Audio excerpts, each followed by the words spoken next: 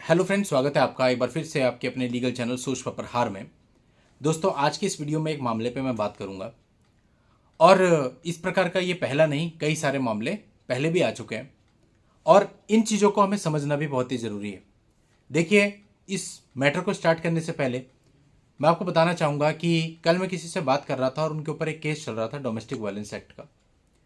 और मीनवाइल जब वो बात कर रहे थे तो उसके बीच में कई बार उन्होंने बोला कि हमारा सर फटा जा रहा है, हमें कुछ समझ में नहीं आ रहा है और आपको मैं सही बताऊं तो मेरा मन करता है कि मैं जान दे दूं।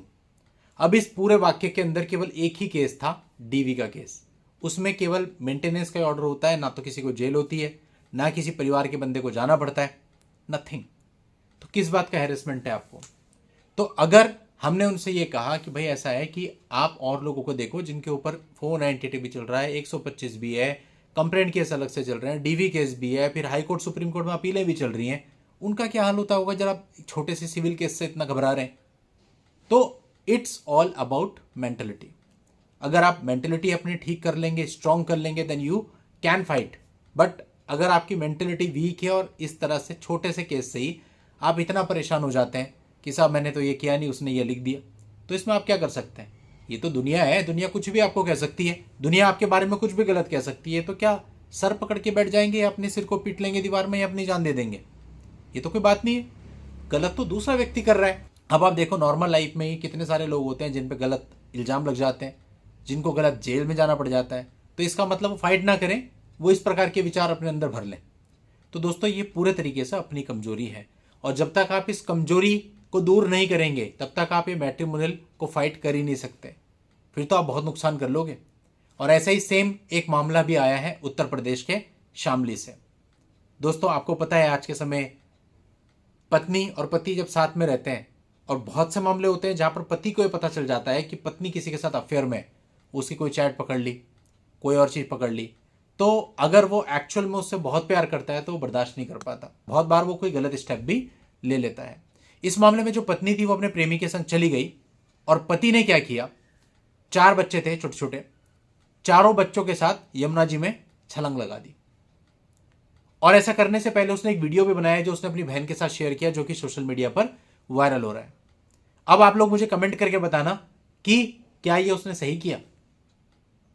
पति और पत्नी, गलती पत्नी की, अफेयर वो करती है, भाग के वो किसी और के साथ चली गई, वहां जाकर के वो अपना एंजॉय कर रही है और आपने 4 मासूम बच्चों को अपने साथ मार दिया। क्या ये समझदारी है? क्या लॉजिकल है? लेकिन ये हुआ क्यों? उसके पीछे दोस्तों एक ही कारण है, मेंटलिटी। मेंटली बहुत वीक थे। जब हम किसी से अटैच होते हैं, किसी से ज़्यादा प्रेम करते हैं ना, तो हम इन चीज़ों को फिर बर्दाश्त नहीं कर पाते और हम इस प्रकार का स्टेप ले लेते हैं। लेकिन इस प्रकार का स्टेप लेने से पहले आपको सोचना चाहिए कि इसमें आपकी क्या गलती है जो आप ये स्टेप ले रहे हो, या उन बच्चों की क्या गलती है जिनके साथ आपने ये कृत्य कर दिया। तो आपको आंसर मिलेगा कि कोई भी गलती नहीं, गलती तो दूसरे की है। अब नहीं रहना उसको अपने साथ, ठीक है, आपको पता चल गया कि वो सही नहीं है आपके लिए, बेवफा है, किसी और के साथ चली गई, आप उस चीज को छोड़ो, खत्म करो और अपनी लाइफ की तरफ देखो।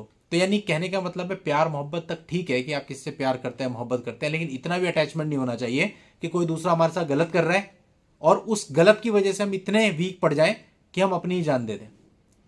क्योंकि दोस्तों, ये जान बहुत कीमती है, ये ऐसे ही नहीं मिलती। बड़ी मशक्कत के बाद आपको ये जीवन मिलता है और अपने साथ साथ और 4 लोगों का जीवन ले लेना, ये तो पूरे तरीके से मूर्खता है। ऐसे तो भाई जीवन चलता है और जीवन में हर एक लाइफ की स्टेज पे, चाहे आप बचपन में हो, चाहे आप नौकरी में हो, चाहे आप कॉलेज लाइफ में हो, चाहे आप बुढ़ापे की स्टेज पे क्यों ना हो, तमाम लोग ऐसे मिलते हैं जो आपके साथ गलत करते हैं। कई बार कोई फाइनेंस कंपनी आपका पैसा लेकर के भाग जाती है, कई बार आपका कोई गलत एक्सीडेंट कर देता है, आप रोड पे चल रहे हैं, गलत से आके गाड़ी मार दी, कई बार कुछ और, कई बार कुछ और, कई बार कोई आपसे इमोशनली चीट कर जाता है, आप उससे बहुत प्यार कर रहे होते हैं, वो आपका पैसा मार लेता है, कई बार आपकी प्रॉपर्टी मार लेता है, कई बार कुछ और। यानी ये सब चीज़ें एक लाइफ के अंदर चलती रहती हैं और ये सब लाइफ का ही पार्ट है। तो ऐसा नहीं है कि ऐसा कुछ भी आपकी लाइफ में आया तो आप अपनी लाइफ ही त्याग देंगे, आप कहेंगे नहीं मुझे तो जीना ही नहीं है, और इस प्रकार के स्टेप्स आप ले लेंगे। तो ऐसा करके तो केवल आप गलती कर रहे हो। आपको बहुत कड़वी और ट्रूथ बात बताता हूँ, जो लोग ऐसा करते हैं वो लोग कमज़ोर हैं, कायर हैं, और अपनी कायरता में वो ऐसा करते हैं। अदरवाइज चाहे कुछ भी हो जाए, आदमी को कम से कम इतना तो स्ट्रांग रहना चाहिए कि भाई मेरे पीछे 4 लोग हैं, 4 बच्चे, मतलब उनकी कितनी जिम्मेदारी होती है। कई बार माँ बाप होते हैं, कई बार और लोग होते हैं, तो आदमी को इतना तो स्ट्रांग रहना चाहिए कि उसे अपने लिए नहीं तो कम से कम उन सब लोगों के लिए फाइट करनी है, उन सब लोगों के लिए जीना है। और जो इस प्रकार से गलत करके जा रहा है, अगर वो लीगल फाइट में आता है तो उसको सबक भी सिखाना है। लेकिन हम लोग आज के समय इतने कमजोर पड़ जाते हैं कि गलत कर। आज के समय इस प्रकार की खबरें आए दिन देश के अलग अलग हिस्सों से आती है। मैं उन सब लोगों को एक ही संदेश देना चाहता हूं कि अगर कोई आपके साथ गलत कर रहा है तो आपके अंदर इतना जज्बा होना चाहिए कि उसको सबक सिखाएं, फिर चाहे उसको सबक सिखाने के लिए पूरी जिंदगी निकल जाए। लेकिन ये जो आप कर रहे हैं, ये केवल आप अपने परिवार के साथ गलत कर रहे हैं। दूसरा तो फिर भी इंजॉय करेगा, क्या गया उसका, जो गया आपका गया, आपके परिवार का गया। तो इस बारे में सोचो, विचार करो और इस प्रकार के स्टेप भूल करके भी मत लो।